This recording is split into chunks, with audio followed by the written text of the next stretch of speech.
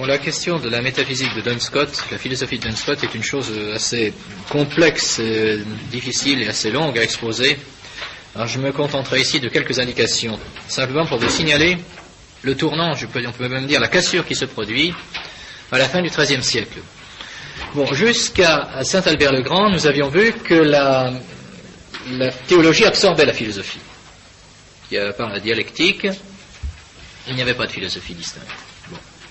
Saint Thomas ordonne la philosophie à la théologie en les distinguant. Contre cet ordre de saint Thomas, il y a d'une part l'augustinisme qui veut maintenir cet exclusivisme de la théologie en écartant la philosophie grecque, la philosophie aristotélicienne, et d'un autre côté il y a l'avéroïsme latin qui lui veut tenir strictement Aristote et qui donc manifeste plutôt une sorte d'intellectualisme. C'est-à-dire que si vous suivez les nécessités rationnelles qui sont données par Aristote, vous devez attribuer au premier moteur une action nécessaire, une action qui s'impose, et non pas une action libre, non pas une action de l'avéroïsme. On vient à nier la liberté divine, puisqu'en fait tout est mouvement nécessaire et perpétuel.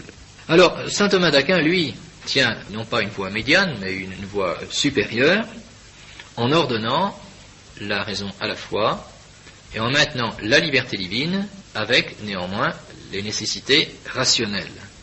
Alors Duns Scott, qui est franciscain, ce n'est pas sans importance, entend au contraire refuser cette nécessité intellectualiste qui vient de l'avéroïsme. Il s'agit pour lui de défendre la contingence des choses contre la nécessité. Selon l'avéroïsme, selon l'aristotélisme, il semble que tout événement, toute chose, tout mouvement découle nécessairement des lois, des principes.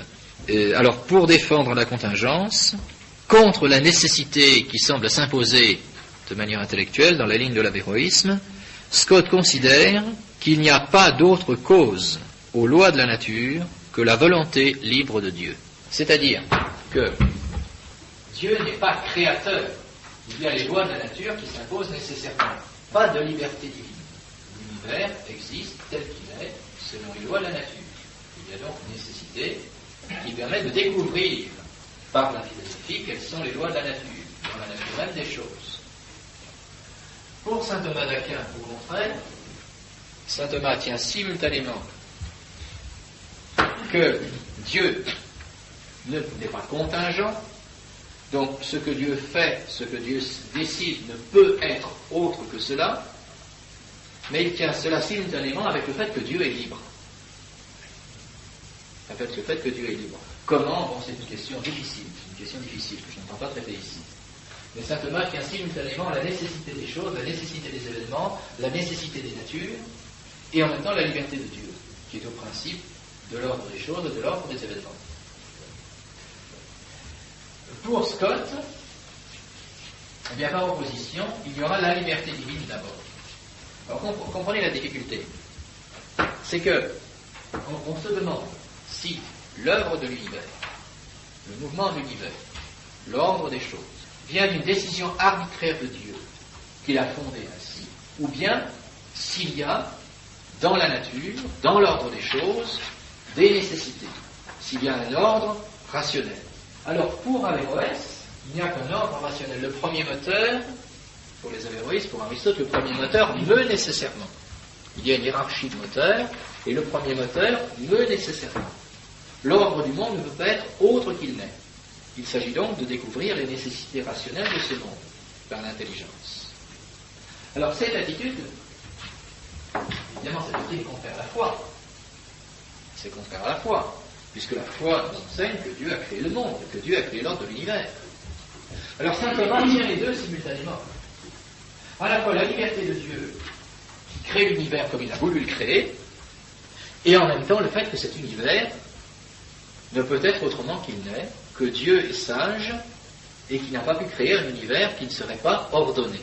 Par réaction contre l'avéroïsme, Scott va prendre comme idée qu'il faut défendre la liberté divine d'abord. C'est essentiel d'abord pour considérer que Dieu crée le monde comme il veut, un point c'est tout. Et alors il n'y a pas d'autre cause à chercher que la liberté de Dieu. Tandis que pour saint Thomas, il y a les deux. Il y a Dieu qui fonde l'univers et en même temps l'ordre des causes. Parce que Dieu fonde l'ordre des causes. Tandis que pour Scott, il y a la liberté divine et puis c'est tout. Premièrement, c'est la liberté divine qu'il faut fonder. Pas d'autre cause aux lois de la nature que la volonté divine. Donc il ne s'agit pas, vous voyez, tandis que pour saint Thomas et pour Averroès, on doit même faire des inductions dans la nature pour découvrir les lois de la nature qui sont inscrites et qui correspondent aux natures. S'il y a des lois dans la nature, ces lois sont l'expression de la nature elle-même des choses. Alors pour Averroès, tout cela est nécessaire, il n'y a pas d'autre question à se poser. Pour saint Thomas, il faut prendre que Dieu est le principe de cet ordre des choses. Mais il y a cet ordre des choses, donc il y a l'induction. Donc pour la considération des lois de la nature, Averroès et saint Thomas vont se retrouver. C'est-à-dire c'est une induction qui permet de découvrir l'ordre rationnel des choses. Quels sont les principes qui permettent de connaître les choses? Eh bien, la révélation, premièrement. Et deuxièmement, les pures notions nécessaires. Les pures notions métaphysiques. Les pures notions métaphysiques, c'est-à-dire les notions qui sont strictement immatérielles, donc qui ont une nécessité absolue et non pas une nécessité physique.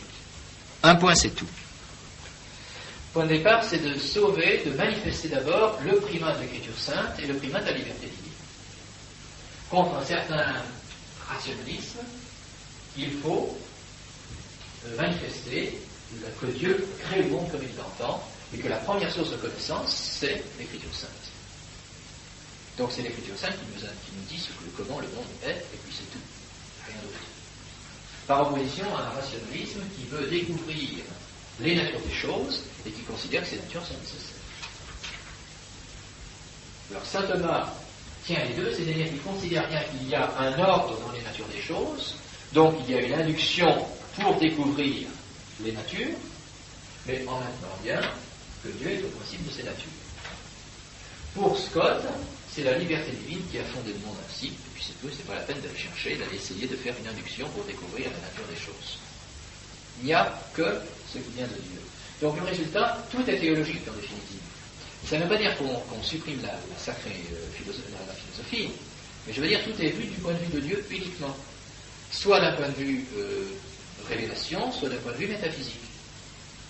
Mais la base inductive de la philosophie est supprimée. Et la base inductive de la philosophie est supprimée.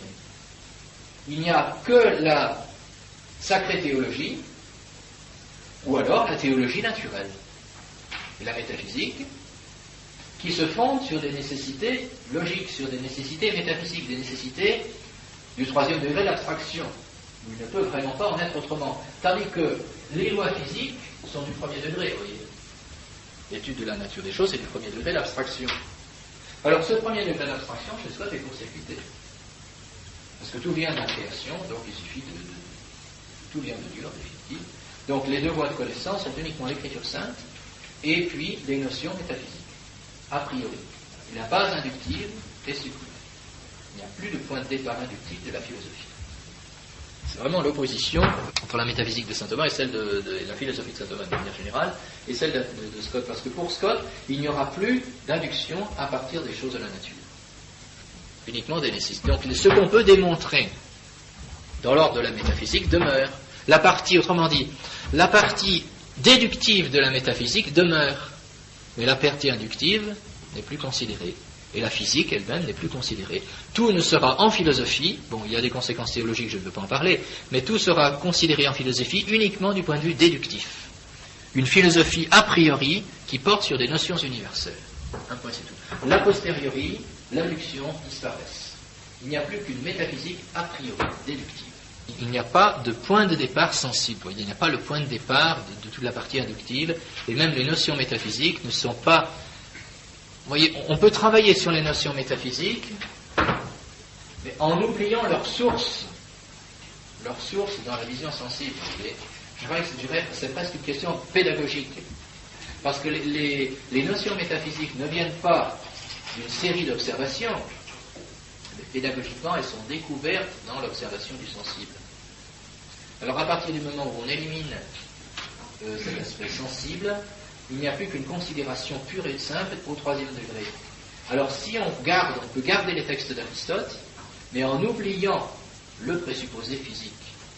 Alors ça fausse ces notions métaphysiques, ça va entraîner des déviations dans l'explication de ces notions. Je ne peux pas vous en parler maintenant, mais les notions, les mots même que vous trouvez chez saint Thomas et chez Aristote sont conservés par Scott. Les mots sont les mêmes, mais les notions ne sont plus les mêmes. Mais ce n'est pas forcément évident. On a l'impression de parler des mêmes choses, on ne parle pas de la même chose. L'aspect inductif des choses disparaît pour ne laisser place qu'à des définitions et des a priori. Un exemple, si on considère la notion de substance, on partira de définition, mais on oubliera de saisir cette notion dans une considération des choses sensibles, au long d'un cheminement physique. Lorsqu'on parle de puissance et d'acte, chez saint Thomas et chez Aristote, brièvement, on considère que toute chose et que toute réalité est composée de puissance et d'acte. La puissance, c'est la chose en tant qu'elle est perfectible, et l'acte, c'est la chose en tant qu'elle est parfaite. La puissance est un intermédiaire entre rien et l'acte. Ce qui est en acte, c'est ce qui existe purement et simplement. Ce qui est en puissance, c'est ce qui n'existe pas encore, mais qui peut exister, et qui commence déjà d'exister. La puissance, ce n'est pas le néant, ce n'est pas la pure possibilité. Quand on dit qu'une chose est possible, ce n'est pas encore la puissance. La puissance, c'est par exemple une faculté qui est capable d'agir, qui n'agit pas encore. La puissance, c'est par exemple l'architecte qui ne construit pas encore, mais qui est capable de construire. La puissance, c'est une vision de la réalité qui considère son aspect perfectible, son aspect ordonnance à être, ordonnance à agir. Ce n'est pas le possible, c'est quelque chose de très... comme intermédiaire entre le néant et l'acte. Bon, vous en entendrez parler en métaphysique. Pour Scott, on simplifie, il n'y a plus, précisément parce qu'il n'y a plus ce cheminement physique, on considérera que la puissance, c'est ce qui est possible. Et l'acte, c'est ce qui existe. Donc la puissance, en définitive, c'est une vue de l'esprit, c'est ce qui est possible, ce n'est pas une réalité qui commence à exister. Pour saint Thomas, la puissance est une réalité qui commence à exister. La puissance, ce n'est pas rien. Pour Scott, la puissance, c'est possible, c'est le possible, ce qui est possible. On réduit ça à une notion. On réduit les choses à une notion. Toute la métaphysique sera un ordre de déduction de notions. Donc la philosophie sera une philosophie uniquement déductive. Donc tout ce que nous avons, sur quoi j'ai insisté dès le départ à propos d'Aristote et à propos de la philosophie en général, cette insistance de partir du réel sensible, d'induire, de découvrir, tout ce cheminement physique est éliminé dans la philosophie. Il ne reste plus qu'une déduction de notions abstraites. Alors il faut saisir les notions, les définir, et puis on déduit les choses les unes des autres. Alors de ce point de vue-là, on peut connaître. Ceci entraîne que, tandis que pour nous, les lois de la nature découlent de leur nature même, pour Scott, les lois de la nature sont arbitraires, purement arbitraires. Tu aurais pu les poser autrement. Et la conséquence aussi dans le domaine moral. Conséquence dans le domaine moral, c'est que les lois morales ont été posées par Dieu comme ça, et puis c'est tout. Alors que nous considérons que les lois morales découlent de la nature humaine. Les lois morales sont une expression de la nature humaine, pas autre chose. Pour Scott, Dieu aurait pu établir la morale autrement. Ceci est mal, ceci est bien, parce que Dieu l'a décidé ainsi. Une morale qui est fondée, finalement, sur l'arbitraire divin, et non plus sur la nature des choses. Bon, les conséquences sont très nombreuses. Je ne fais que les évoquer parce que nous n'avons pas les moyens ici d'en traiter en détail. Alors, les liens de cause à effet demeurent encore. Il y a encore les liens de cause à effet. Là, vous m'excuserez aussi, je ne rentre pas dans les détails. Il y a les liens de cause à effet selon la causalité efficiente. Une causalité efficiente qui est posée par Dieu et qui se fait ainsi. Donc il y a encore la causalité efficiente. La cause finale demeure, mais la cause finale est conçue comme une loi, uniquement. Ceci est pour cela parce que Dieu l'a décidé. Chez nous, la causalité finale, c'est une conséquence de la causalité formelle. Elle découle de la forme. Pour Scott, de la causalité finale, le mot existe. La chose n'existe plus. Alors, le fait que les choses que distinguent l'intellect sont distinctes en actes dans les choses, fait que les formes sont distinctes dans les choses. Les choses ont plusieurs formes. Et c'est ce qu'on appelle le formalisme. Quand on parle de formalisme à propos de Scott, c'est pour indiquer qu'il distingue les formes, qu'il explique tout par des formes qui sont distinctes. Les formes sont distinctes dans les individus. Donc, première conséquence, une métaphysique déductive, puis des formes distinctes dans les choses, donc le formalisme, et puis la troisième conséquence, c'est la défense de la liberté, donc le primat de la volonté. Au point de vue moderne, on parle de volontarisme, pour parler de la philosophie de Scott. Volontarisme pour indiquer que c'est la volonté qui est absolue de l'intelligence. Pour saint Thomas, aussi bien pour parler de Dieu que pour parler de l'homme, il y a une causalité, une simultanéité d'intelligence et de volonté. L'avéroïsme est intellectualiste. Saint Thomas, je dirais, on ne peut pas le qualifier. Il y a causalité réciproque d'intelligence et de volonté. L'intelligence détermine la volonté détermine l'intelligence. Pour Scott, la volonté se détermine absolument sans intelligence. Il y a beaucoup d'autres conséquences. Je ne veux pas les évoquer en détail parce que ce serait trop rapide ici. Retenons simplement ceci, l'a priori, le formalisme et le volontarisme. Ceci apparaîtra clair à mesure où vous progresserez dans la connaissance de saint Thomas et dans la connaissance de la métaphysique. Donc je reprends l'intuition de départ, défendant la liberté divine, donc pas de nécessité dans les choses, sinon ce que Dieu impose. Donc pas d'induction, uniquement tout le lien de Dieu. Donc soit la révélation, l'écriture sainte, soit alors, et on est en philosophie, alors si on est en philosophie, il ne reste plus que les notions métaphysiques. Pas d'induction physique, pas de cheminement physique, je dirais, pour aboutir à la métaphysique, mais uniquement des notions abstraites de métaphysique. Là, il y a une nécessité, pourquoi ? Parce que c'est des nécessités de troisième degré, c'est-à-dire des nécessités logiques qui portent sur les principes mêmes, sur les essences mêmes, pures et simples. Donc il peut y avoir une logique. Il peut y avoir une déduction. Mais la déduction se situe au niveau des principes métaphysiques, pas plus. Et tout est déduit. Tout est conçu par des déductions. Alors des déductions qui peuvent être celles de saint Thomas. Mais le problème, c'est pas de faire ces déductions. Le problème, c'est de tout réduire à ces déductions. Vous voyez ? Ce qui fausse la métaphysique de Scott, c'est pas le fait d'avoir des déductions. C'est très bien qu'il y ait un raisonnement déductif. Mais c'est d'écarter tout ce qui est inductif. La métaphysique est conçue uniquement d'un point de vue déductif. Un point, c'est tout. Formalisme du fait que, comme il n'y a plus d'induction physique, il n'y a que le regard d'intelligence, donc l'intelligence est conduite à attribuer une réalité aux différents aspects des choses qu'elle distingue. Autrement dit, ce qu'on appelle, vous avez déjà entendu parler, je pense, du genre, des genres et des espèces. Les genres et les espèces, en fait, sont une distinction de la raison. La raison distingue les genres et les espèces. Mais il n'y a pas dans une personne, dans une chose, une partie qui se rapporte qui est genre et une autre partie qui est espèce. C'est la même chose qui est indistinctement un homme, un animal, un vivant, un sensible, un vivant et un corps. Les degrés de l'arbre de Porphyre ne posent pas des distinctions réelles dans la chose. C'est des distinctions d'esprit. Et pourquoi disons-nous que c'est des distinctions d'esprit ? Parce que nous sommes réalistes, sensibles, nous partons du sensible, du monde sensible, nous voyons bien qu'il n'y a qu'une seule chose. Mais à partir du moment où on élimine la part inductive en philosophie, la formation d'esprit conduit nécessairement à considérer que ces aspects que voit l'intelligence sont réellement distincts dans la chose. On ne peut pas aller jusqu'à dire que c'est réellement distinct, on aurait plusieurs choses séparables. Bon. Mais elles sont distinctes en acte, dit Duns Scott. Ce sont des formes distinctes en acte. Et puis pour défendre la liberté, toujours, le primat de la volonté. Il n'est pas déterminé par l'intelligence, mais qui est déterminé par elle-même. Ceci vaut aussi bien pour la psychologie divine que pour la psychologie humaine. Il y a beaucoup d'autres conséquences, je ne peux pas en parler. Ce que je voudrais que vous compreniez, c'est qu'il y a un changement d'orientation de la métaphysique.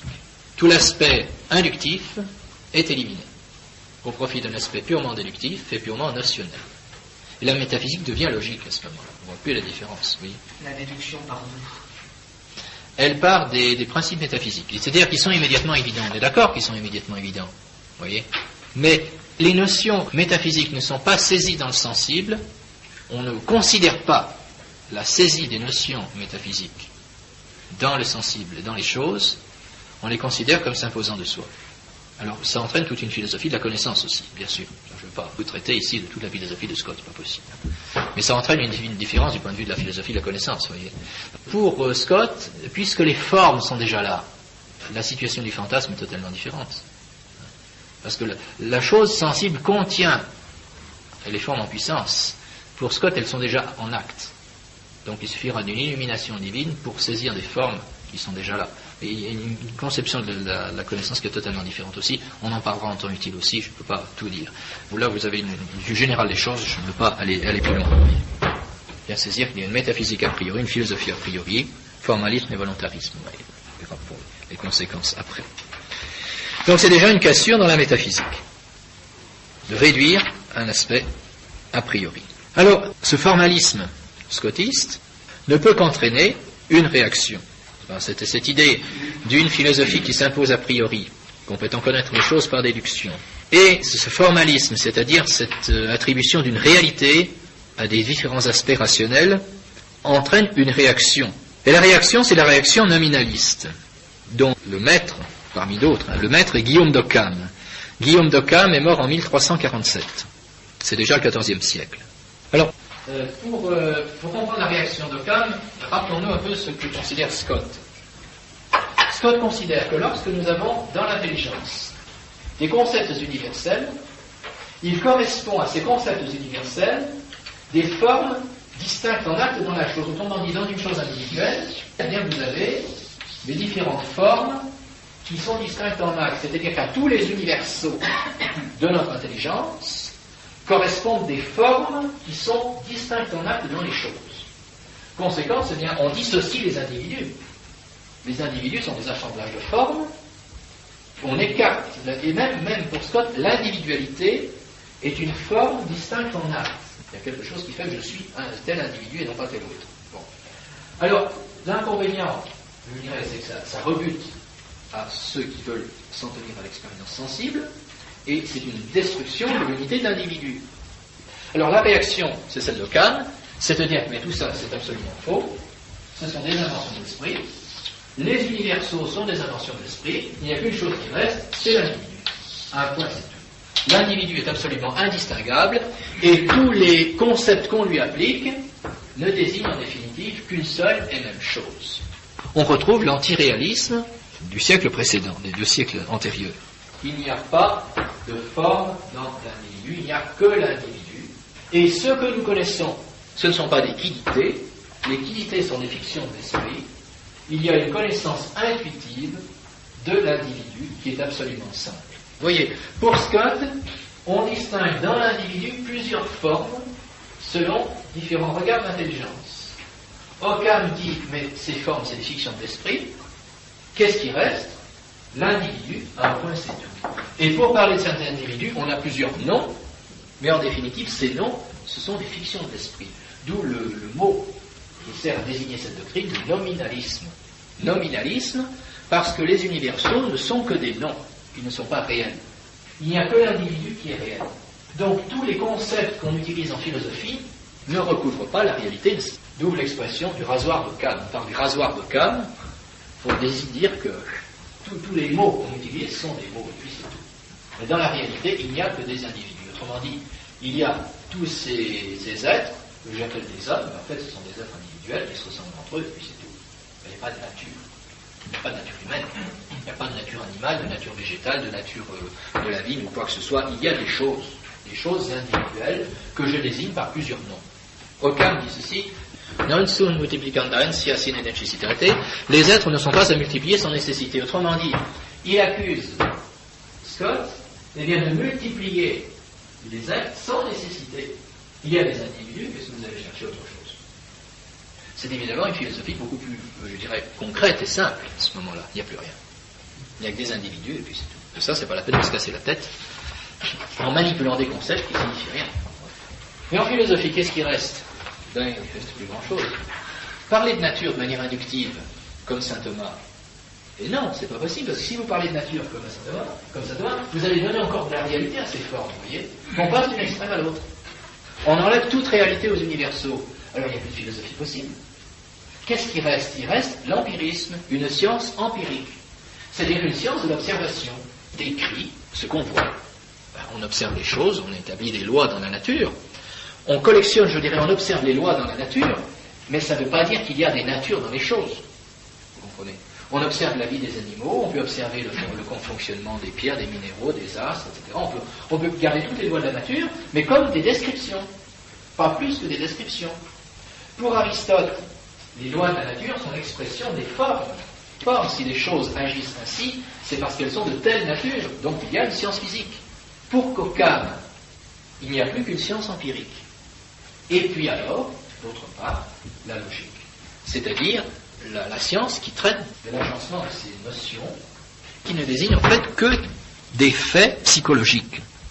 Occam parle de cause. Pour lui, il y a la causalité. Mais qu'est-ce que c'est la causalité? C'est uniquement une vue de l'esprit. C'est parce que, bon, pour donner un exemple un peu simple, j'ai l'habitude, en posant un récipient d'eau sur le feu, et à chaque fois j'ai vu que l'eau devient chaude. Alors je dis que le feu est la cause de la chaleur. C'est rien. C'est un fait psychologique. La physique, c'est la psychologie en fait. La physique, c'est-à-dire l'étude des natures des choses, c'est une description de ce qui se passe dans mon esprit. Pas plus que ça. Ça ne correspond pas à la réalité. Oui. Si on met notre main sur le feu. Ah, mais c'est-à-dire que ce qu'on peut dire, c'est qu'il y a une coïncidence entre les deux. Bon, c'est vrai. Mais toute spéculation sur la nature du feu se révèle. Tout simplement, voir qu'il y a un lien systématique. Donc, l'empirisme et puis la logique, ou à la limite la psychologie, mais la psychologie se ramène à la logique en définitive. C'est une étude des faits intellectuels. Alors, conséquence par rapport à la création. S'il n'y a plus de nature dans les choses, quel est le principe des événements? Dieu, quoi c'est tout. Dieu est la seule cause, en définitive, au sens strict, Dieu est la seule cause qui puisse exister. Dieu veut toute chose, absolument, et il n'est pas question de se poser des questions pour savoir pourquoi. Il n'y a pas d'ordre dans les choses, Dieu veut tout, absolument. Oui. Scott, c'est un peu pareil. Et effectivement, on revient au même. Avec une réaction totalement opposée, on revient au même, un volontarisme absolu, encore pire même. Dieu veut tout, tout s'explique par la volonté de Dieu. Alors si on veut connaître les choses, en définitive, qu'est-ce qui reste? La révélation. Un point, c'est tout. Tout est connu, soit par empirisme, soit par révélation. Alors tout vient de la révélation. On pourrait ajouter également, mais ça va ensemble avec l'empirisme et puis le théologisme, les faits positifs de l'histoire. C'est-à-dire, au plan politique, par exemple, eh bien, telle est la situation de tel régime politique. Bon, c'est voulu par Dieu, et puis c'est tout. Il n'est pas question de parler de justice ou d'injustice. On ne va pas dire qu'un régime politique est injuste ou qu'il est juste, ça n'a pas d'importance. Dieu l'a voulu ainsi. Il faut partir des faits historiques. Les faits historiques, donc au plan de la philosophie du droit, ça donne le positivisme juridique. C'est-à-dire Dieu a voulu les choses ainsi, la société a été construite ainsi, donc voilà, c'est tout. La loi doit exprimer ça, c'est pas la peine d'aller se poser d'autres problèmes. Il ne s'agit pas de faire appel à des notions de droit naturel, de forme, de nature, pas du tout. Les choses ont été fondées ainsi parce que c'est la volonté de Dieu. Dieu parle par la révélation et par les événements de l'histoire. Donc ce qui est le fait accompli, voilà. Alors vous voyez que l'influence d'Occam est considérable. Nous avons ici en germe toute la philosophie moderne, je ne sais pas si vous y connaissez penser. Bon, dans les deux cas, vous remarquerez que c'est un appui sur la révélation, une amplitude du domaine de la théologie sur la philosophie. Déjà avec Scott, vous avez toute une partie de la philosophie qui disparaît. Et pour Occam, en pratique, soit c'est de l'empirisme, soit alors c'est la théologie. Et finalement, le domaine philosophique se réduit de plus en plus. Sans natures universelles, et de par l'absolue liberté de Dieu, il n'y a aucune nécessité dans le monde ou la nature. Donc, conséquence, bonum quia volitum, ce que Dieu veut est bon du fait qu'il le veuille. Du fait qu'il le veuille. Le simple fait que Dieu veuille quelque chose. Disons, nous savons, d'après saint Thomas, que Dieu ne veut que le bien. Mais Dieu veut cela parce que c'est bon. C'est-à-dire Dieu a fondé l'ordre des choses ainsi, et donc telle action est bonne, mais elle est intrinsèquement bonne. En elle-même, elle est bonne, cette chose est bonne parce qu'elle me perfectionne, elle perfectionne la nature. Tandis que pour Occam, Dieu veut qu'il en soit ainsi. Voilà, un point, c'est tout. Et on appelle bien ce que Dieu veut. Mais il n'y a pas de correspondance avec la nature. Bonum quia volitum. Par exemple, Occam donne un exemple paradoxal, est-ce qu'il vraiment le pense? Je ne sais pas, mais c'est des exemples un peu provocateurs. Il dit, Dieu aurait pu faire que la haine de Dieu fût méritoire. La haine de Dieu aurait pu être méritoire. Dieu aurait pu fonder la morale ainsi. La cause finale, bien sûr, je vous le disais, c'est une intention de l'esprit. L'efficience, c'est la succession des choses. La science de la nature, la physique, traite des intentions de l'âme. La physique, c'est une forme de psychologie. Et vous allez trouver les arguments que je vous ai énoncés à propos de la causalité, vous allez les retrouver chez les philosophes empiristes du XVIIIe siècle, chez les philosophes modernes qui refusent les sceptiques modernes. Bon. Conséquence, c'est que la théologie ne peut pas s'appuyer sur la raison naturelle, elle ne peut utiliser que la logique, mais non pas une métaphysique qui est impossible. C'est pourquoi les arguments d'Occam sont essentiellement des arguments d'écriture sainte, ou alors des décrets canoniques, parce que les décrets canoniques manifestent la volonté de Dieu. Et je dirais, l'état positif de la société manifeste la volonté de Dieu. Vous avez le point de départ ici aussi de la science moderne, c'est-à-dire la science positive, qui refuse l'explication des natures des choses, mais qui se veut uniquement une classification des phénomènes, le positivisme, c'est un Auguste Comte, qui considère que la science n'a pas pour but de connaître les choses, mais uniquement de classer les constatations expérimentales, d'établir les lois des phénomènes. La philosophie phénoméniste du XVIIIe siècle aussi, qui considère qu'au-delà des apparences sensibles, il n'y a rien. Ça se trouve ensuite chez Occam, parce que pour Occam, la science connaît les phénomènes sensibles. Au-delà des phénomènes sensibles, on ne peut pas connaître les natures. Le fait qu'il n'y ait pas de loi morale, sinon le fait que Dieu dit que cela est bon et cela est mauvais, mais que la morale dépend de l'arbitraire divin et n'est pas fondée sur la nature des choses. Qu'est-ce que ça donne? Ça donne la morale de la loi. La morale de la loi qui est la morale protestante. C'est-à-dire que vous savez que les protestants ont une morale très légaliste, qui refuse précisément une morale naturelle fondée sur la nature des choses, mais une morale qui se fonde uniquement sur la loi de la révélation. Point, c'est tout. On doit faire ça parce que c'est commandé. Point, c'est tout. Bon. Ce n'est pas une connaissance de la nature même des choses. Et ça se trouve en germe chez Occam également. En germe, vous avez la philosophie de Kant. Sur bien des aspects, Kant reprend la doctrine d'Occam. Voyez. Ce qui est intéressant, quand on étudie cette philosophie du XIVe siècle, donc je vous ai donné les deux grands principes, Scott, Occam, et puis on sait bien qu'il y en a bien d'autres philosophes, des théologiens, qui appartiennent plus ou moins à tel ou tel courant, eh bien, c'est qu'on constate que dans cette philosophie du XIVe, vous avez en germe toute la philosophie moderne. Cette philosophie qui commence à casser l'édifice de saint Thomas vers la fin du XIIIe siècle et qui poursuit au XIVe siècle, possède en germe toute la philosophie moderne. Ça met en cause toute la philosophie de la connaissance aussi.